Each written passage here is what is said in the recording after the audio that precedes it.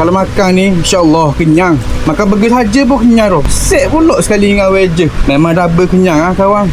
Hari ni kita nak buat combo set 2, zinger 4 dan beef homemade 1. Untuk burger combo kita akan letak ayam crispy dulu. Ayam crispy. Okey, 1, 2, 3, 4. Atas ayam crispy kita letak cheese keping.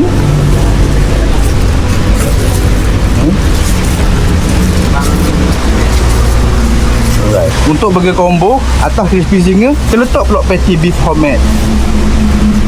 Patty yang kita smash lah patty daging homemade yang kita smash. Atas patty beef homemade kita letak pula caramelized onion. Caramelized onion. Untuk burger combo kita tutup dengan sos homemade. Combo set ni dia nak set sekali dengan cheesy wedges. Set ni boleh pilih sama ada nak set sekali dengan cheesy wedges ataupun fries. Atas wedge ni kita akan letak mayonis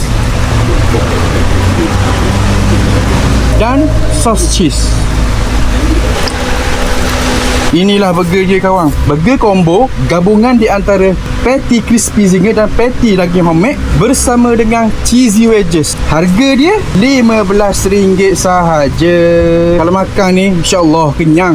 Makan burger saja pun kenyang tu. Set pula sekali dengan wedges. Memang double kenyang kawan.